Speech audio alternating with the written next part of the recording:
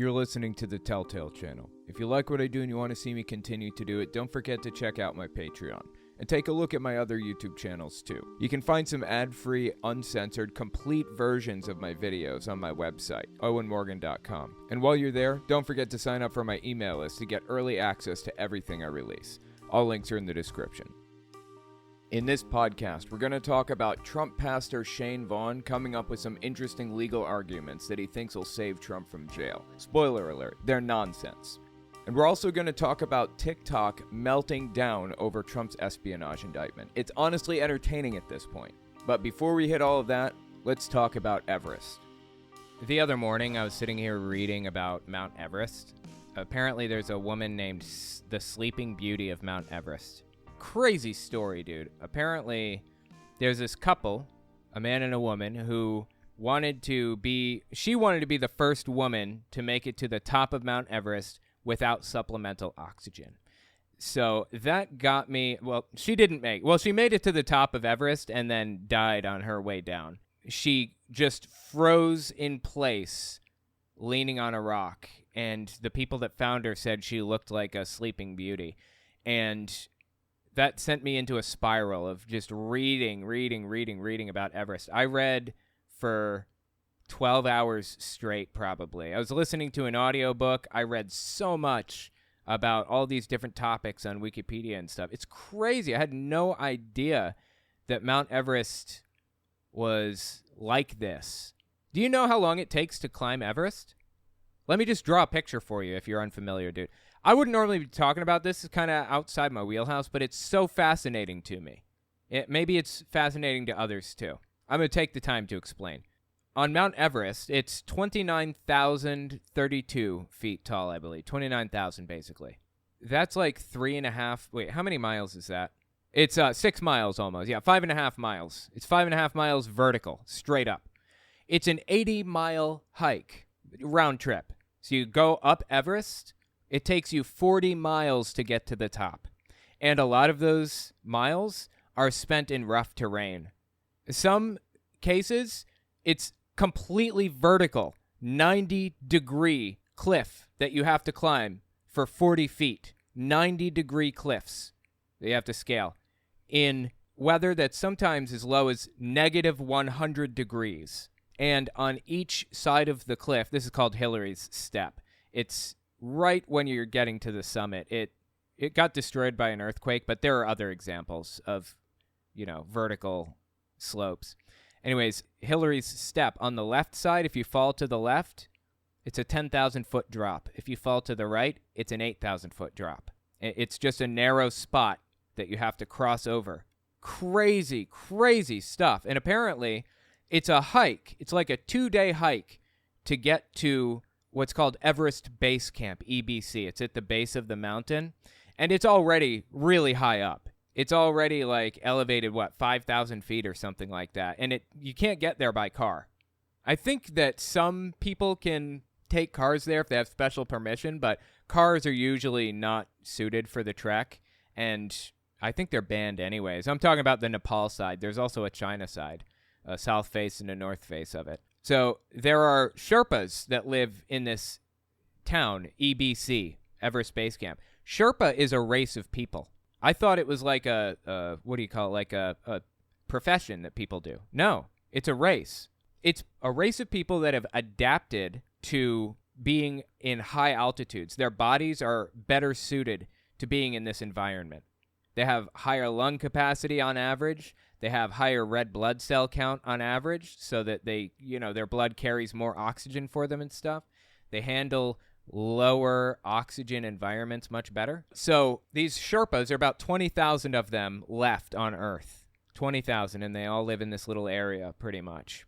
These Sherpas, you can hire them. It's $4,500 for the license to climb the mountain and $5,000 more to the Sherpa to pay him to guide you up. And you start your descent. You go up to Base Camp 1. That trek takes a week maybe. And then you have to stay there for about 8 days at Base Camp 1 while your body acclimates to the new pressure. If you just zip right up the mountain, your you will get something called AMS, I think it's called, altitude something syndrome. And then there's HAPE. So in one case, you're going up and changing pressure so quickly that your blood becomes too thick for your heart to pump, and it just stops pumping, and you die right then and there. You have cerebral edema, which is basically brain bleeding from the pressure, and you die. This is where most of the deaths come from, outside of avalanches. Then there's HAPE, which is where the pressure is forcing the blood into areas in your body that it doesn't normally go. There are very, very small veins that run past your lungs that pick up oxygen as the blood flows past your lungs. They're very small, too small for the blood to leak through. But if you change into a very high pressure environment or a very low pressure environment, if you change pressure rapidly, it's not too thick to slip through. That's HAPE, where blood comes out of those veins and into your lungs, and it's fatal. The only way to fix it is to go to depressurize. To gain pressure, because you're going up the mountain, you're losing pressure. And even then, it's not even guaranteed. So you go to base camp 1, you stay there for about a week while your body gets used to the new pressure. And it's all tents. There's no bathroom. It's just people that are with you. You know, it's like a group of, say, 50 people that all paid to go up to the mountain together. And they bring their tents. The guides usually have a communications tent, and they'll have, a doctor. They'll have a medical tent. Then you have your tent. Base Camp 1 has nobody there except for who's coming with you on the trip. That's it. That's why like 50 people go together. It's been like this for decades. So you hit Base Camp 1, you stay there for a while, and then you go up to Base Camp 2. Now, at a certain point, you eventually reach 22,000 feet. I think it's 21,000 feet is Base Camp 3. That's immediately before you hit the death zone, is what it's called. Death zone is from 22,000 feet to the top, which is 29,032, I believe. Don't quote me on all these facts, but I'm pretty close. I'm in, the numbers that I'm quoting here. I think it's 29,032, and I think it's 22,000 that designates the death zone. You are not recommended to stay in the death zone. Nobody. You should not be in the death zone longer than 24 to 48 hours. If you stay in the death zone, even with supplemental oxygen, even with a tent, staying in the tent, you are likely to die because the pressure is not right for a human being. There is so little pressure up there and so little oxygen in air. You have to sleep with an oxygen mask on a lot of the time. There's so little oxygen. You will basically feel like you're asphyxiating, like you're drowning because you're not getting enough oxygen because it's so thin up there. So people get to Base Camp 4, that's in the death zone, or right before the death zone maybe. No, Base Camp 4 is in the death zone. Again, people can't make it up this high and stay there. Okay, there's nobody there but who's coming with you. Helicopters can't make it past 17,000 feet. That's halfway up the mountain. Okay, helicopters cannot make it that high. Airplanes cannot make it up there. Well, maybe they could, but there's no landing strip. Where would they even land? Airplanes. If you're injured, if you break your leg, you fall into a crevice 150 feet deep, which happens, and you break your femur, you have to have one of your friends that you came with lower a rope and mount a rescue operation. You don't have stretchers or any of this stuff. You have what you brought with you. That's it. So they get you out of that 150-foot drop. That's 15 floors, by the way, if you're wondering how tall that is. 15 stories high. They get you out of there, and they have to bring you down to 17,000 feet to even order a medical chopper. And if the chopper can get there, fantastic. A lot of the time it can't. It's a crazy trek. So you get up to 22,000 feet. This is Base Camp 4. Used to be Base Camp 6. You guys get up there. You stay right below the death zone, I believe. And you stay there for like a couple of days, and then you make the trek into the death zone. And that's when it's called summiting Mount Everest. You're going up. And you want to stay at this altitude as little time as possible. You climb at night. Because if you climb during the day, the sun is bearing down on you, It's melting snow. It's making you hot inside of your clothes, even though it's negative 40 degrees outside. If you take your clothes, like you're sweating inside, it's like turning it into an oven, basically. So you have to go at night. These people travel in the dead of night up this gigantic mountain that is a death sentence for a crazy number of people. The death toll used to be 1 in 4 back in the 70s. And then in the 90s, it was 1 in 7 would die. And now it's 1 in 10. 90% survive the trek now because of the advancements we've had and everything else. So you make it, you leave at 10 o'clock p.m., you leave the last base camp, and you head for the summit. And if everything goes to plan, hopefully, you get there at 8 a.m. Leave at 10 p.m., get there at 8 a.m. So you're hiking up sometimes vertical cliffs at night, in the dead of night, negative 40 degrees, can't see 10,000-foot drop to the left, 8,000-foot drop to the right. Dead of night, you're climbing these 40-foot vertical slopes. It's crazy what these people do. For 10 hours, you're doing this straight, 10 hours straight. So about 8 a.m., you get there. And, to the top of the summit, you get to the summit, and you take a picture, stay there for about 20 minutes, maybe drink a tea, and you go back down. You can't stay there longer. You're already, actively dying, basically. Your clock is ticking if you don't go down soon. So anyways, you go down, you hit base camp 4. A lot of people die on the way up, or on the way back down, because they underestimated how much oxygen they needed, or they get cocky, or descending is just very dangerous. And this is what happened to Sleeping Beauty of Mount Everest. She was on her way down with her husband, and they were delirious from lack of oxygen. They didn't know what was going on. They were drunk. And they didn't even realize they were acting drunk. They didn't even realize. They thought they were acting normal. They're just wandering along. And, the husband comes across the team that was right behind them, the American team, I think, at the time, back in 97 or 96, maybe. And they said, "Where's your wife?" And he said, "She's right behind me." She wasn't. She's about 100 feet back, and he was too gone to understand what was going on. So he gets down to the base camp, sleeps it off, realizes what was going on. She's standing there frozen to a rock that she was leaning on. And it was in his Uzbekistan team that came up. I remember now. Uzbekistan came up, found her there. Gave her some supplemental oxygen. She's still alive. Frozen in place. Still alive. Couldn't move. Standing. And they gave her some oxygen. They said, sorry. They basically said, there's no room for morality above 22,000 feet. And they continued on their 10-hour trek. And she was aware and alive and awake for every second of it.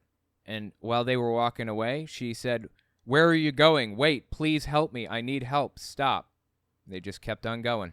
There's a South African team that came up behind the Uzbekistan team about a day later. They found her there.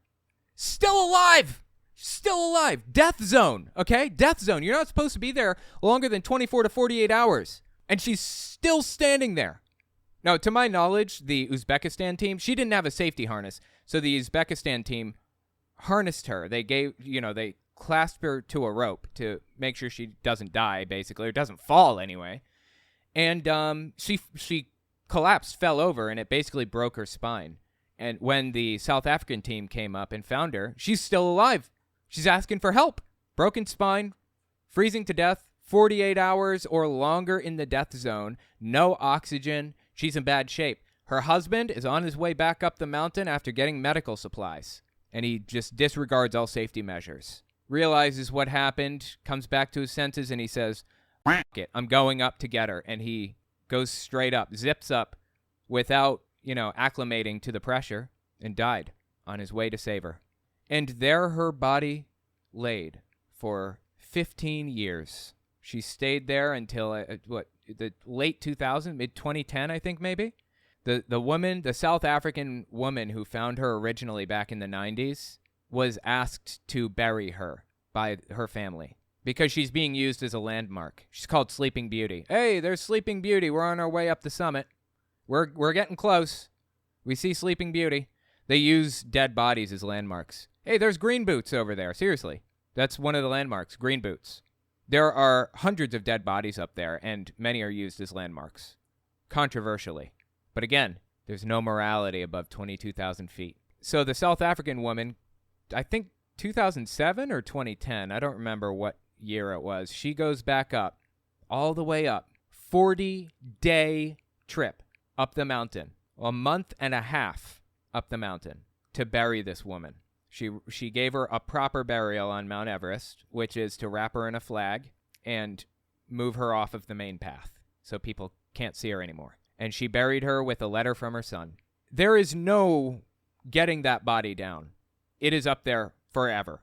Again, the air is too thin for a chopper to get up to. If you want to carry something down, you have to scale cliffs with this dead weight body. It is impossible to get somebody down if they are, to get a body down from the death zone in Mount Everest. It is an absolutely insane trek that people do. The ultimate test of endurance. And what's even scarier, some people do it alone, or they do it, just two people. They don't realize that they're suffering from acute altitude sickness or that they have HAPE or whatever, and they're acting drunk, and they don't know. They think they're acting normal. So that's the danger of going up with just you or just another person, one other person. You don't even realize anything's wrong. You need a group there to recognize medical signs, something is wrong, and to, administer medical help. Like telling you to go back down, basically, is what they do. That's all they can do. Sometimes if you go up with a group of 50 or 100 people, which is pretty regular, the medical tent will have a special bag there that they have to pump, and it keeps putting pressure into the bag. You have to stand there and hand pump it the whole time to pressurize. That's to stop HAPE. And again, it doesn't even really work all the time. It doesn't work very well. So, yeah, it's crazy. Crazy. It's like Russian roulette. That's how it was described. There's a spot you cross through where, the sun shines on these gigantic ice beams, basically, like huge pillars of ice, shines on them, and they're going to fall. Are they going to fall when you're crossing under them? Maybe. It's Russian roulette. The whole thing is like a big game of Russian roulette. You can do it for about $50,000. That's not the best way to go. To get all the proper gear and get the guides and everything that you need is probably about $150,000 to $250,000 to scale this mountain. And it takes basically 3 months of your life to go up and then go back down. And again, the death rate is pretty low now, 1 in 10. But, oh my God, is it scary. It is crazy. All of the corpses on Mount Everest were once highly motivated people. Absolutely. Highly motivated doesn't even begin to describe what you have to be to climb Mount Everest. 3 months of your life, and you're putting yourself in danger, like crazy danger. Hillary's Step, by the way, was named after Edmund Hillary, the first guy to make it to the summit in 1952 or 53 with his buddy. He went up with his buddy. Anyway, yeah, thanks for listening to my story. I was just blown away by that whole thing. Next, we're going to talk about TikTok melting down over Trump's espionage indictment. It's honestly entertaining at this point. We'll be right back. Don't forget to check out my Patreon and check out my website and email list for early access to uncensored, ad-free, complete videos. All links are in the description. Check this dude out. Look at this. Look. Wait until you... Look at this guy. He's on the toilet. Dude is literally on the toilet. Okay. He's sitting there scrolling through TikTok on the toilet. Hey, Democrats. Wait until you find out who the pipe bomber was. This is a Twitter account called Living Blue Texas, and they've been keeping track of Trump Nutter Butters like nobody's business, dude. They watch TikTok like a hawk. It's crazy. So they've been posting TikToks that they come across of Trump supporters' reactions to his indictment. So I just want to kind of go through a few of these and see what these Nutter Butters are talking about. It's bound to be fascinating. Let's see what this guy has to say. He looks serious. Get this. Trump is being indicted by the Biden administration with the fake Biden that was executed and is allowed to be in there, Mr. Fake Biden, Biden was executed, you say? Wow. Dude, I love the conspiracy theories. They are so entertaining and fascinating to me. But one thing that I've learned about conspiracy theories, don't start one, even as a joke. A lot of conspiracy theories started that way. They were just jokes. Even if you're joking, people will believe it's real. That birds are not real conspiracy theory. I don't know if you guys heard of this before.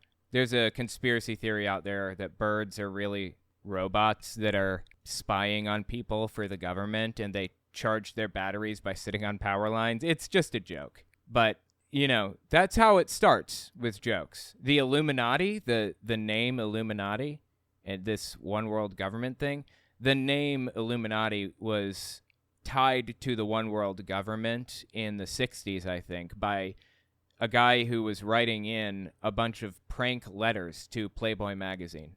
Seriously. These people are unglued from reality, dude. You better believe we're an army, and we're not going to stop until Trump's sitting in that office. Says Trump 2024 is a army. You better believe we're an army, and we're not going to stop until Trump's sitting in that office. You know why? Because we're MAGA. Okay. I'm not sure that that's given me any additional information. If you're MAGA, you want this over, you want our country back, Trump 2024. Share, like, do whatever you can. Get this out there. And don't mind the stuffed animals in the back because I'm Dude, is she in a Build-A-Bear? What is happening right now? in the back because I'm shopping, but it doesn't look like a very tough video, but it is. Share it. Insane, dude. Insane. Check this one out. Did you know that 90% of our problems in this country could be solved if we went back to public hangings? Yeah, that's disturbing for all kinds of reasons. First of all, the death penalty is not a deterrent to crime, we've come to find. It does not prevent people from committing crimes. It doesn't even lower the rate, to my knowledge. In fact, it raises the rate because people figure... Wait, you know what? I should get stats on this before I say any more about it. If I find stats, then I'll post it in the video and explain. Anyways, yeah, this is just ridiculous. And even if it did help whatever he thinks is happening, you know, being a Trump supporter, presumably he thinks that Biden, like, stole the presidency or something. Even if it would help that kind of thing, public hangings are banned for a reason, because they're wrong, disturbing and wrong, morally wrong. Good morning, Tic Tac. Good morning. Tic Tac, he says. Good morning. 8:52 Eastern. We need to come together again. Do you notice he told us what time it was, but he didn't tell us the date? What is the use of telling us what time it is in the first place? We need to come together again. And I'm talking about Floridians. You guys are close, and we need to keep things that are close because we can't be traveling long distances right now. Okay, and why is that? And he's got a little note on the bottom, Commander-in-Chief, it says. We have got to protect the Commander-in-Chief. When this comes together Tuesday. So this is leading up to his indictment. Of course, this is like come and gone now in his arrest. He was arrested on Tuesday, that Tuesday, whenever it was, for the documents stuff, for espionage and whatever else. That's what he's referring to. And is he in a trailer or like a camper, or where is he? What is he sitting in? And what flag is behind him? That's not the U.S. flag. I pray that every man and woman who appreciates the efforts that are taking place to save us. What? To save us. The efforts to save us. Comes together and makes sure that everyone around that president understands that if they make a move, we will take them down. I.e., if you charge Trump with a crime, we are going to get violent. That's what he's trying to communicate right now. Now, of course, he was charged. He was indicted with the crime of espionage and a whole bunch, 37 counts, on top of the other, I think, 32 counts that he previously had. When are they going to realize this guy's a con artist and he's been taking advantage of them this entire time? Are they ever going to connect those dots? Understands that if they make a move, we will take them down to the south. So he's kind of hedging. He's doing like one of those in Minecraft things. Yeah, I'm going to hurt somebody in Minecraft, you know? This is actually a known code phrase by the FBI. They've listed it on their website that domestic terrorists use to hedge when they say something absolutely unglued from reality, basically. To the south. So a lot of people have gotten up and done a lot of neat stuff. Neat stuff. Thank you. Praise God, Lord Jesus Christ. Wait, where does Jesus factor into this? I'm trying to understand. So we got Donald Trump, who committed crimes and was charged for those crimes. Now, where does Jesus come in? New York was a rouse. Okay, you saw how he showed up. This is also. But. So, he said rouse. I think he means ruse. It was a ruse? He was indicted in New York on a whole bunch of crimes. Business-related, tampering with his books, basically keeping 2 sets of books and stuff. I don't remember what it was now. Hush money payments to Stormy Daniels is how it's summed up. And then he was indicted on espionage and stuff. Okay, that's what he's talking about. But. We are the only thing standing between the man that is catching all the flack for us. We know he's catching all the flack for us. This is just painful, dude. It's so painful. It's so cringy, it's painful. We know that arresting him would not be successful. So to me, there's only one reason to drag him out in public. JFK was set up in very same way. Okay, wow. He's going down the JFK conspiracy. JFK was set up by the CIA or something. So they think that Trump is going to be assassinated by the deep state? So I'm sure we can tell that Trump has control of the situation. We know that. We do? But. God, dude, what a rambling, nonsensical piece of garbage of a video. That was just so confusing. So I just got a short message. Lay it on me. For all these mentally ill. Okay, I assume I'm included in that category, right? As somebody who's to the left of hunting the homeless for sport, I guess I'm one of those mentally ill people, right? The more you attack him, the more you attack him, the more you attack him. Y'all are just making him look better. Okay, well, that's the thing. It doesn't matter. He's being charged with crimes that he committed, and he's going to go through a trial and everything else. This is how the judicial system works. Welcome to reality. He's not above the law after all. I don't care if it makes him look good or not. I don't care if it raised his poll numbers. He needs to be charged with a crime. You know why?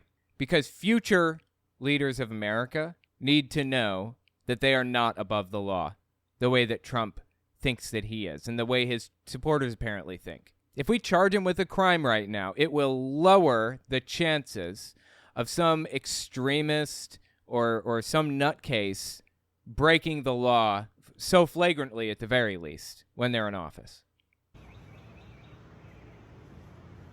Keep up the good work. Will do, Buckaroo. Appreciate that message. You know the thing that just blows my mind, y'all? Tell me. Is that they just indicted Trump again, right? They indicted him again in Miami. Man, they're so scared of this guy because they know he's going to be the next president of the United States. Who is they? Are they in the room with us right now? We all know he didn't lose last time, right? This video may be taken down. They may ban me from this app, but really who cares, right? Because in this app here, you don't have no freedom of speech anyway, right? Right. They say that Trump supporters, or MAGA, right, is the biggest terrorists inside America, right? That's yes, I would say that's accurate. I would say the largest, the most populated demographic of domestic terrorists, in my opinion, would be MAGA people, right? I think that's fair to say. And also, are you hearing the persecution complex come out of this guy right now? It's like embarrassing and sad. Supporters, or MAGA, right, is the biggest terrorists inside America, right? That's what they say. That's what they portray us as. Yes. But really, it's the ones that's calling us that's the biggest terrorists in our nation. Totally. I'm a terrorist, I guess. Okay. I'm creating terror through fear tactics, attempting to attack people and commit crimes and stuff like that with the goal of creating terror, right? That's what I'm doing? Totally. Because look at our nation now. Look how great it was, and look how awful it is now. Wait, how great was it? When?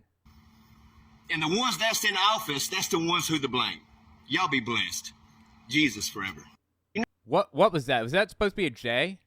Jesus? J for Jesus? Absolutely unglued from reality, dude. You know, usually I cover just the elected representatives, just the high up people, because these guys aren't really that relevant to the movement, you know? I mean, you can find a nutcase saying anything on the Twit or on TikTok. You can find anybody saying anything at all. But this is very representative of what the big people are saying also, what the influential people are saying. I have a billion videos of it. I would just go through any of my videos, any of my previous ones, and you will see 1,000 examples of it. This is not, you know, what's called the nut-picking fallacy, where you're just picking out lone nutcases and pointing them out and saying, hey, look how crazy this movement is. That's not what's happening. This is word for word parroting what larger, more influential people have said, like members of Congress, Marjorie Taylor Greene, Lauren Boebert, you know, those types of people. Not just them either. Paul Gosar, Matt Gaetz, oh God, who else? Andy Biggs. There was one guy that called for a civil war, actual civil war recently. I mean, not just, oh, we should do another 1776. I mean, told them to, like, find their local bridges and stuff. Seriously. Yeah, I guess it was Representative Clay Higgins, representing L.A., Los Angeles, I think, the 3rd District. He says, President Trump said he has been summoned to appear at the federal courthouse in Miami on Tuesday at 3 p.m. This is, remember, federal member of House of Representatives. This is a perimeter probe from the oppressors. Hold. Our POTUS has this. Buckle up. 1/50K, know your bridges, rock steady calm, that is all. And a New York Observer retweeted it and said, 1/50K, know your bridges. It's an organizational code for county-level insurrection. This man, who already sought a pardon for the January 6th insurrection, is organizing a revolt against the government on Twitter right now. Republicans are active traitors and a threat to our democracy. Telling you, man. These are the people that are actually doing this stuff. Representative Clay Higgins. This isn't a nut-picking thing. This is real. I mean, for what it's worth, before we really get into this, I just want to point something out, okay? Seeing some of this stuff can be discouraging. I just want to make note of the fact that these people are vastly outnumbered by a factor of 2 to 1, at least. MAGA only makes up 20 to 30% of the country. Not even that, honestly, probably. I mean, the hardcore believers, 30% would vote for Trump, most likely, but, you know, the hardcore MAGA nutcases like we're covering here, probably closer to 10 to 20%. We can beat them at the ballot box every single time, and that was proven in the 2022 election. So don't feel discouraged. If anything, this is something we can laugh at, you know? If you don't laugh, you'll cry. So what are we going to do, America? So what are we going to do, America? As we continue to watch the destruction of our country from the inside out, what are we going to do? The destruction of our country is Donald Trump being arrested, apparently. How do we come together? How do we unite? How do we become one voice against a corrupt government? And you guys need to understand, you have to ask yourself today why they're so hell-bent on taking down Donald Trump. Because he committed crimes. That simple. He committed crimes. That they're willing to create one investigation after another, one made-up story after another. It's made up. All of it's made up. It's all fabricated. Even though Trump has acknowledged this stuff, it's all made up. Even though he's gotten on stage and said, yes, I took those documents. No, it wasn't wrong because I had the right to do it. Even though he explicitly said those words, it's all made up. And all of these investigations have been proven not guilty. No, that's not how the judicial system works at all. Trump hasn't been in trouble for anything over 7 years while they continue to ignore the major crimes, while they continue to ignore the crimes from the political elites from D.C. What crimes? Tell me which ones specifically. Give me a list. Which things do you think are being ignored? I'd be willing to bet that this guy's probably a QAnoner. He probably thinks that 90% of Congress, the government in general, is run by people who take advantage of children. I would be willing to bet if he's a QAnoner, that's what he believes. That's like part of the fundamental belief system. So he doesn't have to name the crimes. He just has to point out, hey, the government is made up in 90% of this. And it's that simple. He can write it all off and claim that Trump isn't like that. Trump isn't taking advantage of children. So he's like the only good one. I don't care what you guys have to say. Trump was in office for 4 years. We were already in massive debt before that. We were already in wars all over the world before that. Okay, yeah. And him driving the debt up even further was not like a concern to you, I guess? And him not pulling out of the wars despite saying that he would isn't a concern to you? It's not like registering? Our government was already corrupt before that. Our nation was falling before that. And then Trump comes along. Why do you think they all collaborated together? And we're talking about our government, the media, the political establishment in D.C. Your mom. Why did they all come together to take down Donald Trump? And the reality is Donald Trump is exposing them for exactly who they are. Guys, Donald Trump's not perfect. Yes, the dude's made mistakes. Wait.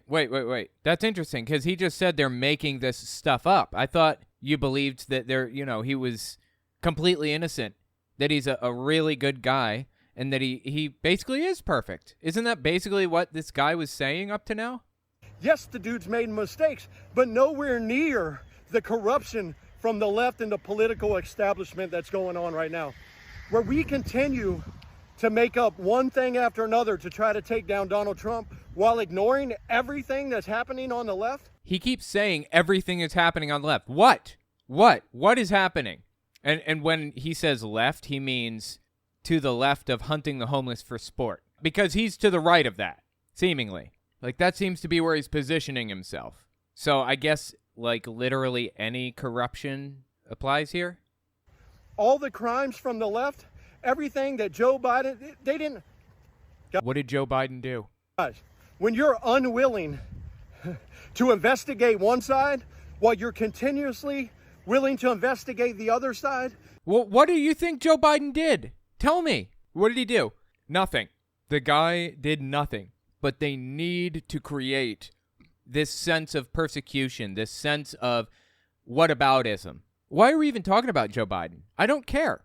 What about Joe Biden? It's irrelevant. We're talking about Donald Trump right now. Now, you want to charge Joe Biden with a crime? Fine. If he committed a crime, charge him. I have no emotional attachment to Joe Biden. I don't care. I don't care about Hillary Clinton, Barack Obama, Bernie Sanders. If Bernie Sanders committed a crime, put his ass in jail. See how easy that is? This guy can't seem to get a grip on reality.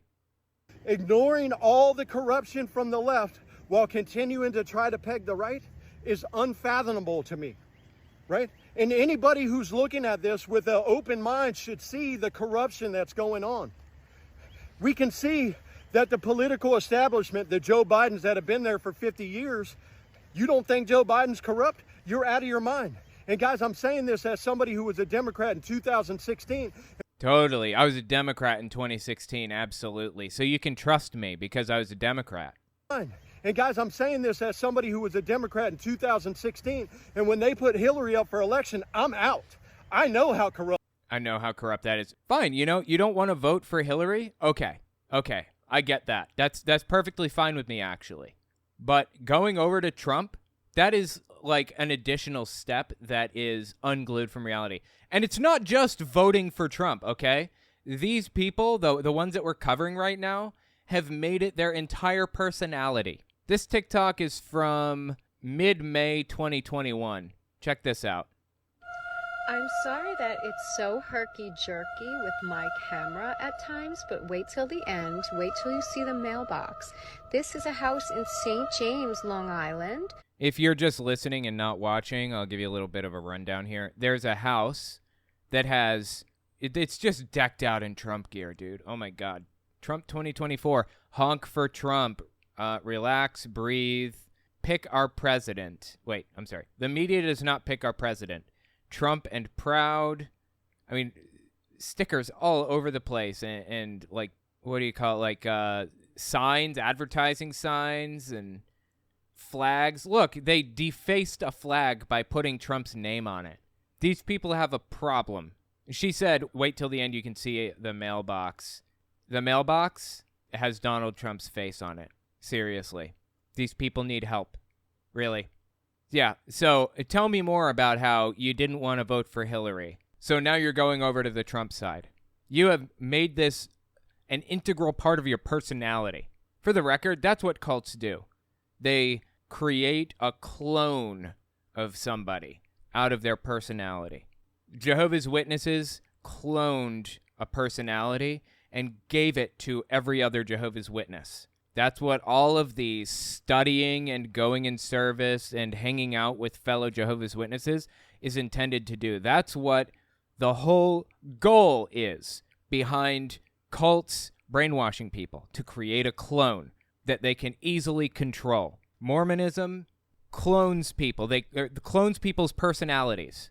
That's the whole goal. You can see it playing out in different cults. You can see the different behaviors in different cults, different cult members. In the same way, this cult has cloned a personality, given it to everybody around, given it to every MAGA supporter. That's why, all of the words that this guy is saying right here could just as easily have been said by this guy. You know the thing that just blows my mind, y'all? Or this guy. So I just got a short message.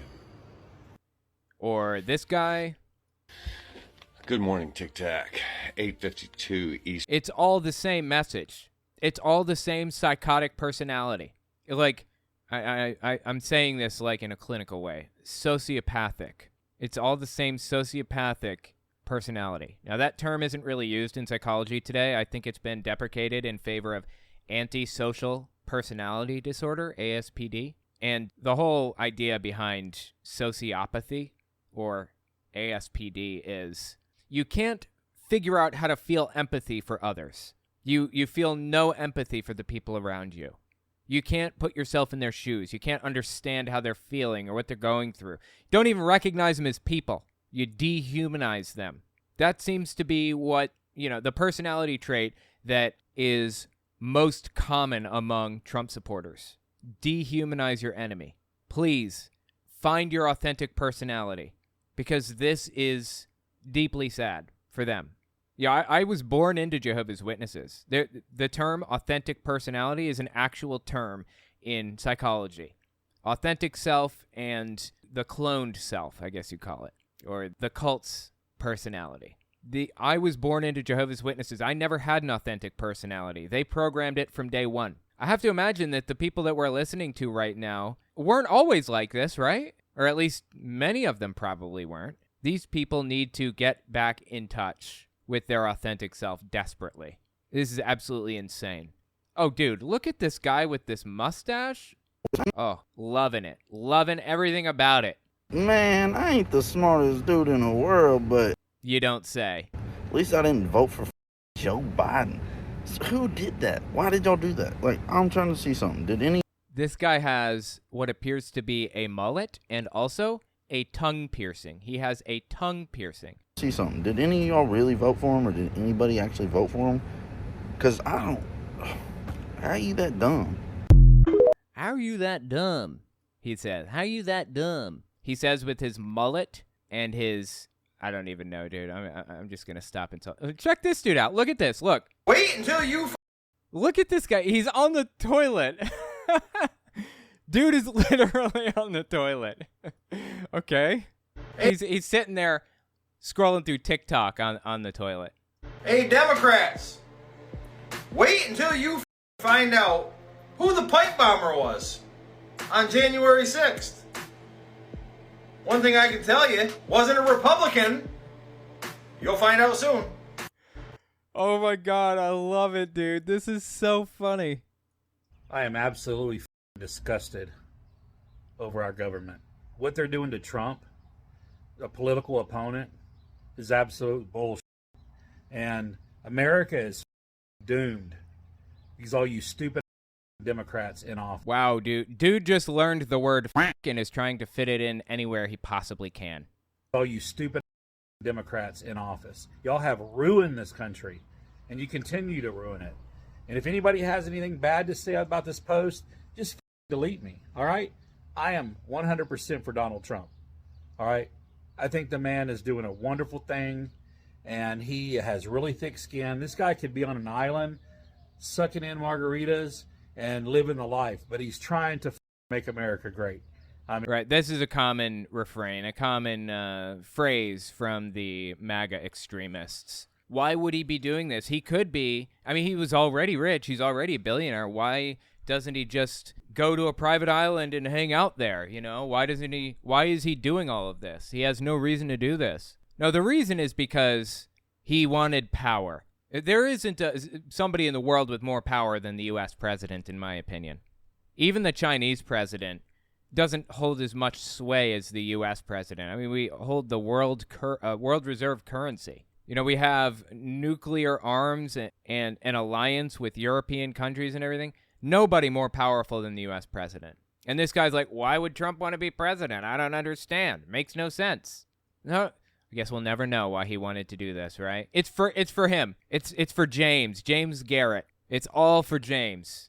Such a fighter, right? America great. I mean, I do believe it. Things were in the right direction when he was in office. But this Biden, I mean, why isn't Hunter Biden in jail? What did Hunter Biden do? If he broke the law, I would love to see him in jail. I don't want anybody in jail, but I want him to face accountability for that. Problem is, to my knowledge, he hasn't broken any laws, or at the very least, he hasn't gone through the judicial system yet. This is all part of the process. And aside from all that, what about Hunter Biden? Why are we talking about Hunter Biden? We're talking about Donald Trump right now. That's what this is all about. I don't care about Hunter Biden. He's not even part of the government. And even if he did do something wrong, we're talking about Trump, not Hunter. Why isn't Hunter Biden in jail? I mean, why is James Comey free? Why is Hillary free? It's all bull, guys. Makes me not want to pay any taxes ever again and just move out of this country. Yeah, go to Russia. Maybe you'll have an easier time in Russia. Absolutely unglued from reality, dude. Unglued from reality. You know, all that stuff about Hillary going to jail and all that, that was really just Trump talking openly about jailing his political opponents. That's what it was all about. He wanted to jail his political opponents. And they still say, lock her up, lock her up. It's a common chant that they use at Trump rallies and stuff. But not lock him up? What Trump did is way worse than what Hillary did. None of that matters. Logic doesn't matter, goes right out the window. They don't care. They just hate Democrats and love Trump and will do anything they can for him. Check this one out. This is the last one we'll hit. Hey folks, Sheriff Lamb here. So, I'm a pretty plain-spoken, common-sense guy. He's a sheriff. If you're listening and not watching, he's got a cowboy hat on and a humongous heckin' belt buckle, and he's wearing his sheriff's uniform, his vest. He's got his gun, his taser, his tools, and all that on the front. And I believe in the rule of law, and I believe in the justice system, and I believe in evidence. That's what my career has been based on. So I'm a little bit disturbed by this most recent indictment of President Trump. It just, again, shows why us Americans feel like that the federal government, and especially law enforcement at the federal level, has been weaponized against the American people. I'm not seeing it. Donald Trump committed crimes that he admitted to openly.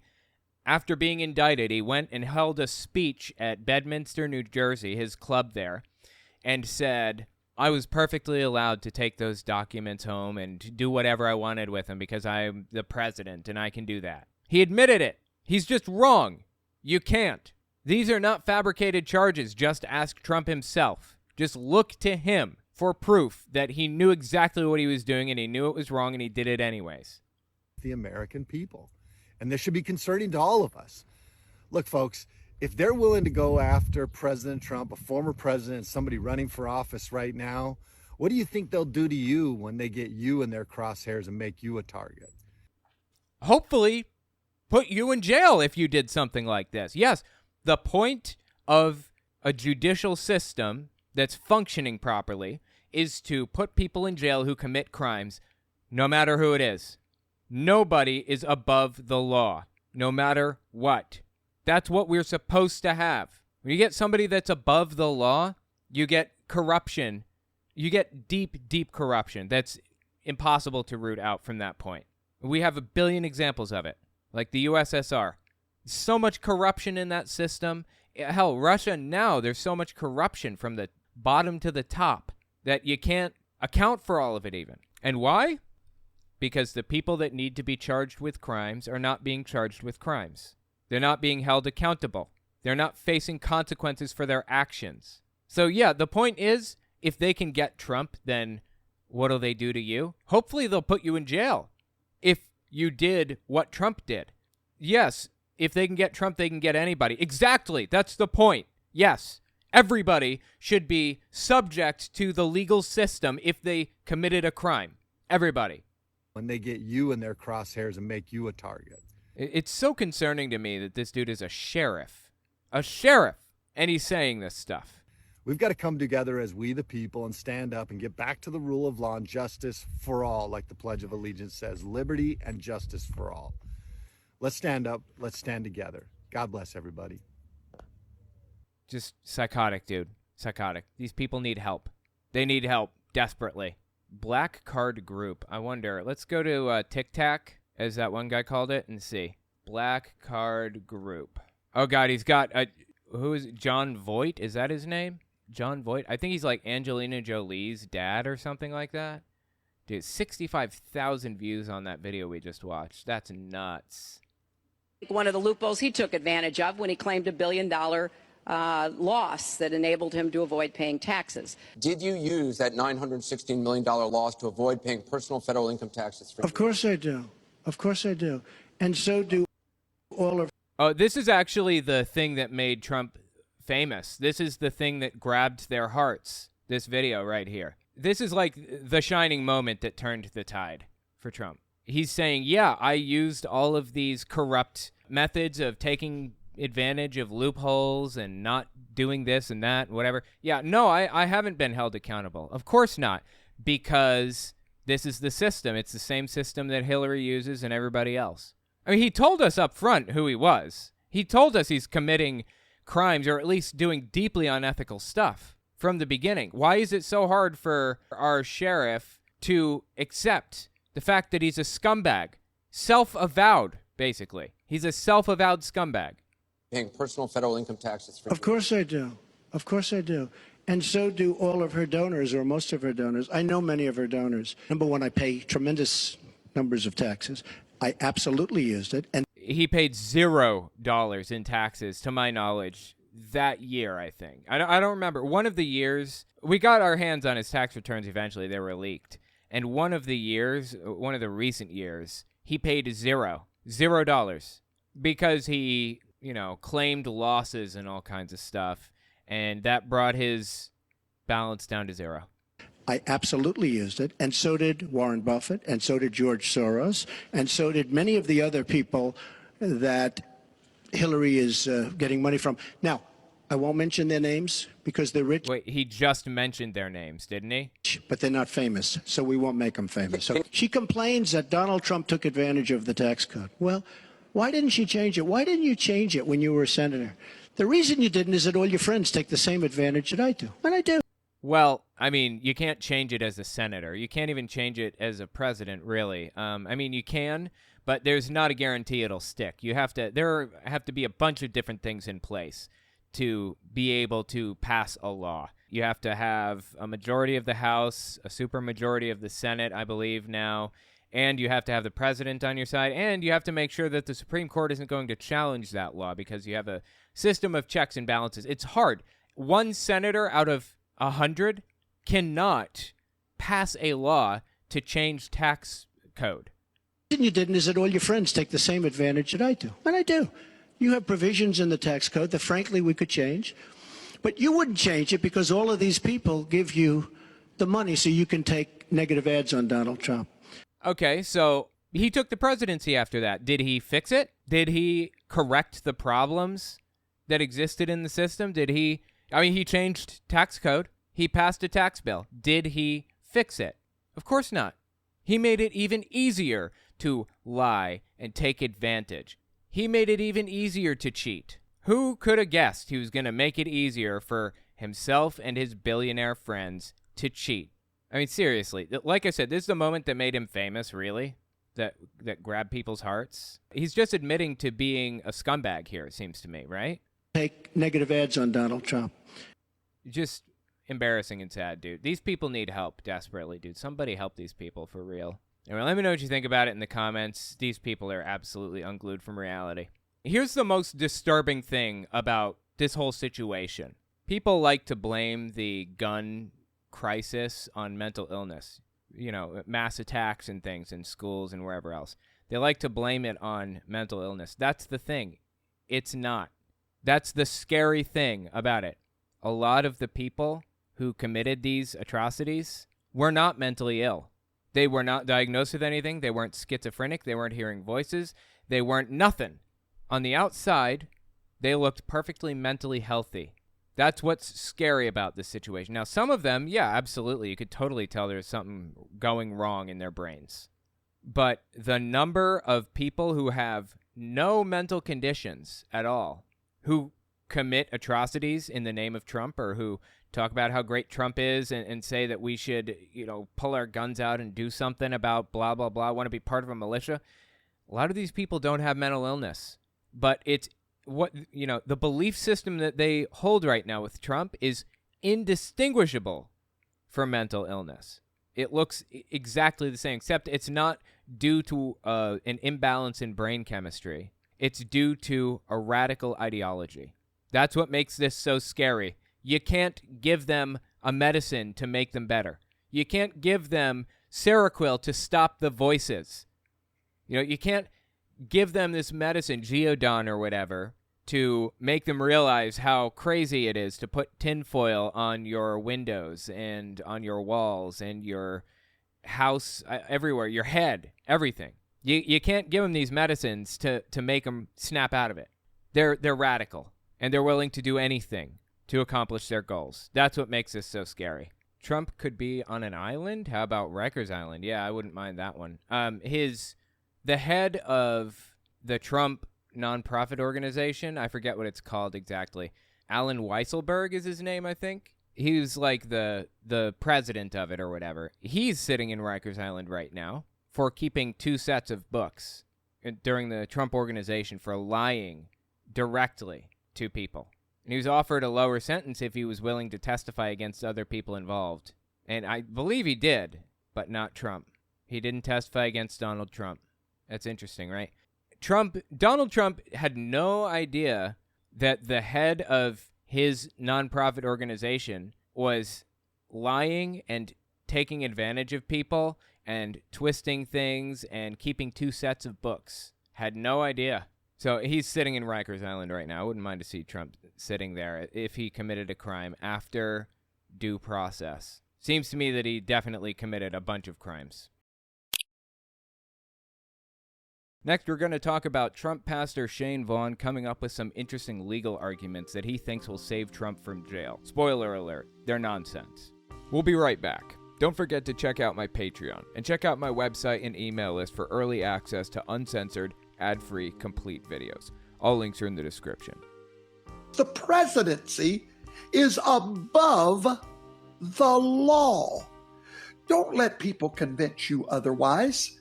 All you can do to a sitting president is to get them out of that office. So this is a guy named Shane Vaughn. If you're unfamiliar, he believes that Donald Trump is a messiah.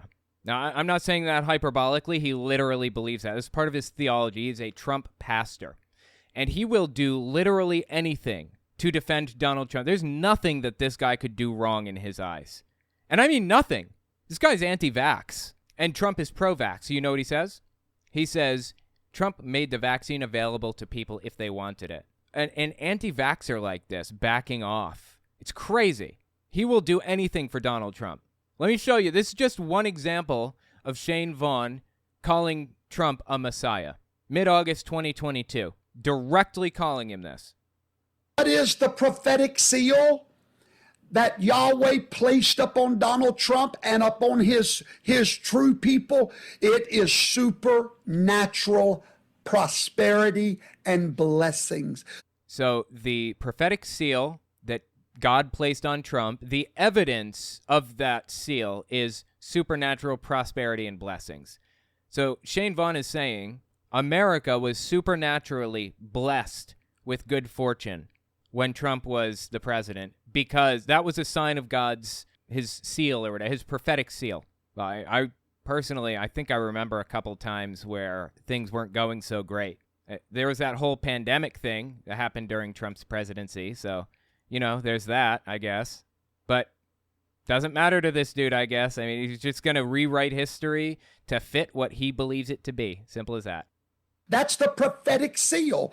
The ring of God, when he touches your life, there will be unparalleled blessings that will come into your life that you didn't ask for, you didn't create. You're just anointed for that season, and the evidence of it is on the prosperity of the nation and the people.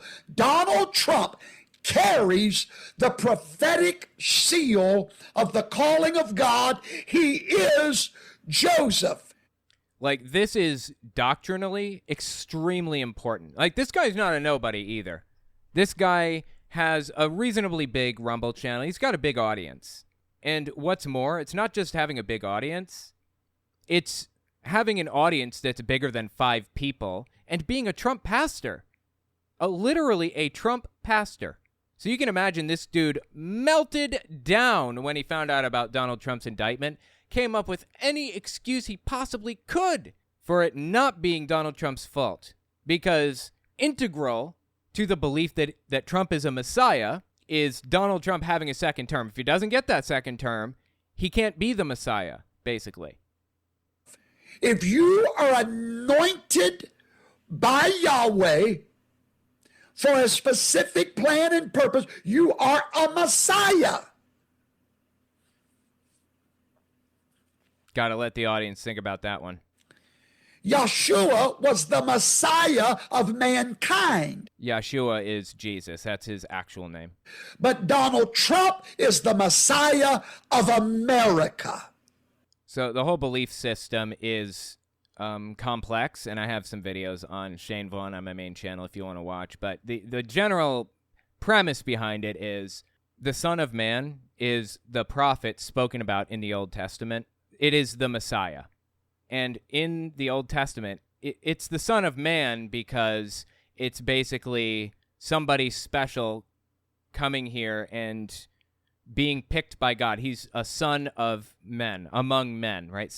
He's people that lives among the men on earth. That's the idea. So the Son of Man is a prophet in the Old Testament that God picks to be the Messiah. And when he gets that mantle, when he is the Messiah, he sparks Armageddon into being after taking political control of the country. Now, at the time, it was Israel, because this is Old Testament, right? Shane Vaughn believes that Donald Trump is a descendant of Jews. He believes all the founding fathers were descendants of Jews. They came up over the Caucasus Mountains and eventually sailed their way over to America, George Washington, where he formed a covenant between God and America. That's what this guy believes. And Donald Trump is one of those descendants. Really, I'm not joking. This is real. Thus making Donald Trump a messiah. He took political control of the country, and now he has to spark Armageddon. But he can't do that unless he's president. See, that's the idea. That's what Shane Vaughn believes. That's a whole theology. So he's trying to get Trump elected to spark Armageddon.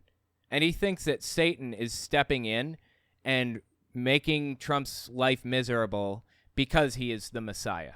So he's come up with some ridiculous arguments for Donald Trump, doing everything he can to defend him and give him this opportunity to get out of this squeeze that he's gotten himself into. Listen to what Shane Vaughn had to say about Trump's indictment on espionage.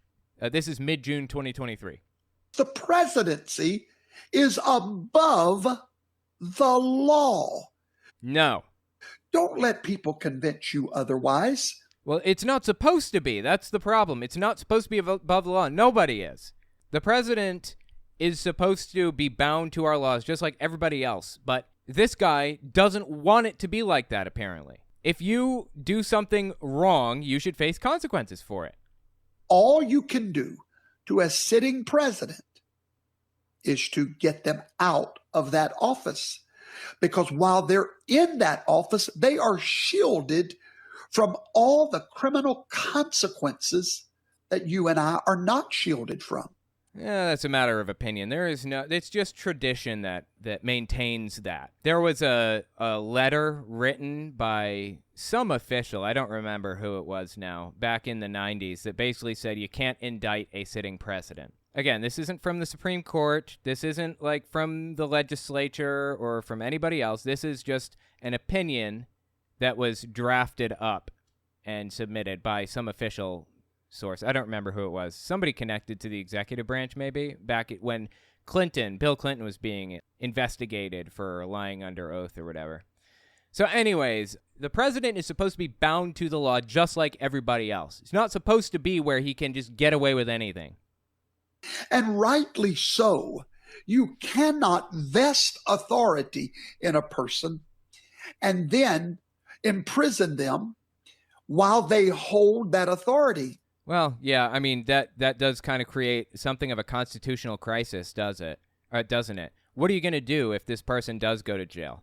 Like, what do you do if Trump is in jail when he's elected? He can't adequately run the country from a jail cell, and he can't pardon himself as much as this guy wants to think he can. I just don't know. I don't know what he would do. That's a really weird question to ask, right? It's bizarre that we're sitting here asking this question in the first place. What the hell do you do if the president is in jail and wins? I mean, this is a question we should have faced a long time ago, honestly. Tiger King was running for president back in 2020, I think. And he's in jail, of course. He's been in jail for a while. So I'm really not even sure what you do. It's insanity to even think so. Now, that brings me down to the indictment against President Donald Trump. Everything they have indicted him for, everything, is connected to his time in the presidency. Well, not really. I mean, no, it's not. I mean, are you saying that, like, if he did anything during that 4 years, he cannot be charged for it no matter what it was? I mean, look at Nixon. You think Nixon could get away with the Watergate break-in because he's president? What are you thinking? Where is your head? Now, many people would say, no, he committed these crimes after he left office. No. Yes. Yeah. He took the documents. This is about the documents case. If you're watching 5 years in the future, he took classified documents home with him right before, his presidency ended, apparently. loaded a whole bunch of super classified documents onto an airplane and took them down to his Mar-a-Lago estate. And the National Archives realized that he stole these documents months later, contacted him, said, we need these back. And he said, no, just lied. He moved them from place to place, pretended he didn't have them, lied to the people in his orbit, his lawyers and everybody, and obstructed justice at every turn until finally they just, got a search warrant and went into his house and took the documents. That's what happened months later. Hell, a year later, a year after he left, actually. So the thing that he did was obstruct justice and refuse to turn over classified documents. That's what he's being charged for right now. He committed these crimes after he left office. No. When he took the documents that was under his purview, while he was still in office, those documents made their way to Mar-a-Lago and New Jersey, wherever they went. Okay, well, he did take the documents out as president, but you have to declassify them first, and there's a process for this. You cannot take these TSSCI documents out of a secure bunker, a secure facility where they are viewed. You cannot remove them from that area without declassifying them. And Trump didn't do that. The document is not declassified until it's printed on paper that doesn't have the classified marking. They white that classified marking out. After it's declassified, the document that doesn't say classified is not classified. The one that does say classified is. That's how it works. Trump removed documents that said classified across the top and brought them to his house. That was illegal. Even if he had the right to declassify documents, it's still illegal because he didn't declassify them. Documents made their way to Mar-a-Lago and New Jersey, wherever they went under his care. The disagreement with NARA, which is the National Archives, happened after he left office, but it was still connected to an action that took place while he was in office. Well, they're not charging him for moving or for possessing classified documents, period. They're not even charging him for having those classified documents at the end of his presidency. They're charging him for obstructing justice, refusing to give them back, and talking to people openly about this stuff at his club, showing people these documents that were not supposed to be seen by anybody. You know what classified means? There are different classes. There are different levels of classified. I think it's just classified and then secret and then top secret and then top secret SCI, which is, I forget what it stands for. Secure compartmented information, something like that. Need to know basis, basically. Only 5 people are aware of this document existing. So if this gets out, we know who to look at. We know who to investigate. That's the idea behind need to know. I think the classified level is deemed to be detrimental to national security if it gets out. That's the level. Detrimental. Top secret, TSSCI, those are catastrophic if they get out. People die. The people who drew up these plans or the people who retrieved this information from these countries or whatever will be exposed because how else would they have this information, There's a guy in China that's been giving the U.S. information, for example, about the U.S. government. How else would the U.S. government know that President Xi likes his toilet paper triple plied there or something? How else would they know that if not for the guy that did it? Nobody else is allowed in the area, So that's the idea here. If he took these documents out and they got into the wrong hands, which they very possibly did, people could die. I'm sure that people probably have died because of Trump's big mouth. I would bet money on that. So anyways, the point is, Trump took stuff out that's never supposed to leave, ever. Does he have the right to declassify? Technically, I suppose. But he didn't before he walked out the door. Well, after Trump was indicted for this whole thing, he went on a full-blown religious rant. This is in his church. Of course, he's a televangelist. He has a church. And he preached to his in-person church about Donald Trump's indictment. No joke. Mid-June 2023. Make America great again. I need a prophet that'll say what I say about America. God found a man. He sought for a man. So God found a man. That's Donald Trump, the Messiah. That's why for 9 years they tried to destroy him with Russia. They tried to destroy him with every lie they could. You know what's fascinating about this? I'm sorry to stop again, but I find this really interesting that he says Russia. That's loaded language and cliches that Donald Trump has given to his base. Another one, no collusion. There was, in fact, collusion. That was proven in the Mueller report, actually, between Donald Trump and Russia. There was. That's what the Mueller report said, but Donald Trump links Russia, this code, this key phrase that he repeats constantly with no collusion, another key word, and that's all people think about when they hear one of those two terms. It's a propaganda technique that has worked phenomenally well for Trump. People actually believe that he was not involved with Russia in any way. He was, and that was what the Mueller report proved. So anyway, it's interesting to hear Shane Vaughn repeating this propaganda, this loaded language and cliche in his church. With Russia. They tried to destroy him with every lie they could, and everything they throw comes right back at him, because when God finds a man, God anoints a man, and when God anoints a man, he appoints a man, and when God appoints a man, he protects a man from the plans of the enemy. Dude, this is wild. This is absolutely wild to watch. Full on Pentecostal preaching from this guy. For what it's worth, I feel like I should just mention this guy, Shane Vaughn. Actually, he was a life insurance salesman before he became a televangelist for Donald Trump. And he was stealing people's social security numbers, filing, from my understanding, I believe that this is what happened, filing life insurance policies under their names and listing himself as a beneficiary. When they die, he gets all of the money. He's rich and he's good to go. And he spent 3 years in jail for that. 3 years. He even got a mugshot.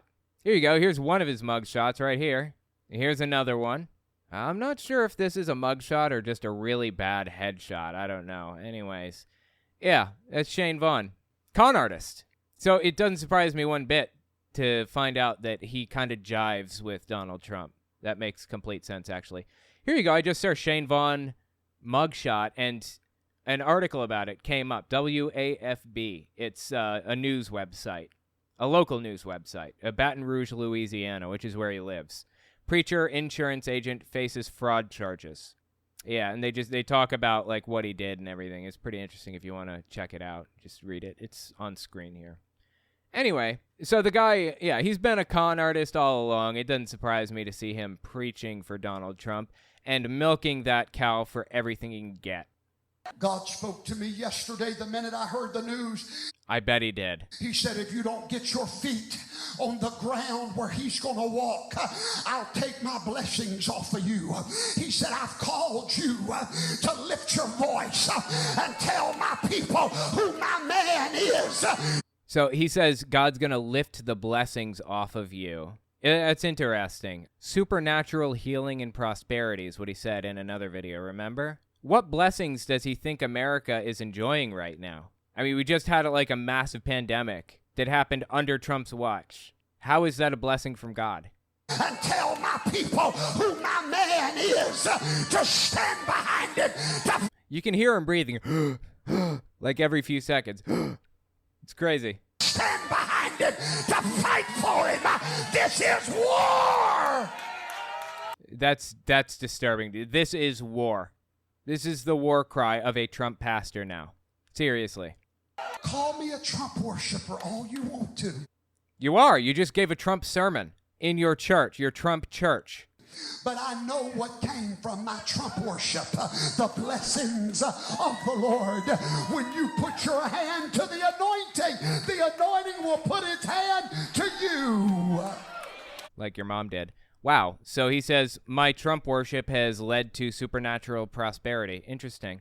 So I guess what he's saying right now is he's successful. He's drawn in a crowd at his little Trump church. And that is evidence that everybody is doing well. He's doing well, so everybody is doing well, apparently. And God blessed him. Well, guess what? I have a YouTube channel that probably brings in more views than he gets, I would say. But, he's got in-person donators and watchers and stuff, so I don't know. It may be a tie. Hell, maybe he has more than me. Anyway, the point is, I'm successful, I would say, right? I'm reasonably successful with my channel. Did God bless me? I'm out here fighting against Trump extremism like this. So how can you say that if you are successful, it means you're on the right path and God loves you? That's just simply an absurd thing to say. Check this one out. This is pretty fascinating, too. Early June 2023, Shane Vaughn has an idea for Donald Trump. This is how we get him out of trouble. This is how the MAGA movement gets Trump out of trouble.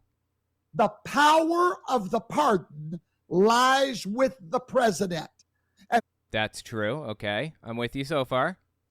And when he is elected, if it's in an orange jumpsuit or in a black business suit, the moment the power of the presidency rests in his hands, if he has to take his solemn oath in a prison cell, the next thing he will do is pardon himself. That you are not allowed to do that as president. You cannot pardon yourself, first of all. And second, the president can only pardon federal charges. He doesn't have authority to pardon state charges, which is what he's facing in New York right now. So he's going to face this down no matter what. Even if Mike Pence or, I don't know, Marjorie Taylor Greene, even if Marjorie Taylor Greene got into the presidency tomorrow, she could not pardon Donald Trump from his New York charges. He's got to face that down with Alvin Bragg one way or another. Unless the governor of New York pardons him. Hochul is her name, I think. She's awful, but that's neither here nor there. She's a Democrat, but I think she's what I call a dino, a Democrat in name only. I live in New York City, and what I've come to find is you can't win an election here as a Republican. You can't. So nobody runs as a Republican. You got one face out there that runs as a Republican, and it's usually running for mayor. This guy absolutely loves cats. The one Republican that I know of in New York City. He loves cats. He has a studio apartment. It's like 500 square feet with his wife, and they have like 9 cats in this little 500 square foot apartment or some crazy thing. He wants when he becomes mayor, he's going to use the money he gets to open a little kitty daycare thing for strays. Anyway, it's just, the dude's nuts, and nobody pays attention to him. All of the politicians, all of them, are running under the Democratic ticket, actually. Eric Adams, the current mayor of New York City, is a Republican. I'm 99.9% sure of it. In fact, he's an evangelical extremist that wants to eliminate the separation between church and state. He wants to meld the two together. He said that. An evangelical extremist. Eric Adams. He also says Manhattan sits on top of gems and jewels that release a special energy that, affects the moods and personalities of the people in the city. It's just bizarre, dude. Anyway, he was a police chief for a while, too. Point is, a lot of Republicans just run as Democrats in New York. Not just New York City, but New York State. So the name Dino actually does apply. They're just kind of riding off of the name Democrat so that they can get into public office. So my point is, Trump can't pardon himself from state charges. He can't pardon himself from federal ones either, but certainly not state. And the person that would have to pardon him from state charges is Kathy Hochul, I think her name is, the governor of New York State. And I think she's probably a Republican secretly, a closet Republican, in my opinion. I don't know. I don't think she'd do it anyway. She doesn't like Trump. Himself. The next thing he will do is pardon himself. The Constitution allows for it. He will. No, it does not allow for it. He cannot pardon himself. He will overcome. Believe it. Do not be deceived by the fear or the lies. This nation will now rise up greater than we ever have to vote for the pardon. Vote for the pardon. So that's the goal. He says you need to vote Trump in so that he can pardon himself and then take his rightful place as the Son of Man and spark Armageddon. Really, that is really what he believes. Like I said, he can't pardon himself from state charges, so I don't know what Shane Vaughn thinks he's doing here, but it's nonsense. For the pardon. Vote for the pardon. Hashtag vote for the pardon. He can, according to the Constitution, pardon himself. No, he can't. That's just complete nonsense. But you know what? This guy is desperate to find some excuse for Donald Trump because he believes he's the Messiah. And his life doesn't make sense if Trump goes to jail rather than takes the presidency. He views that as Satan winning a battle against God. Like nothing would add up in his head. I'm sorry, man. I honestly don't think Trump's going to win.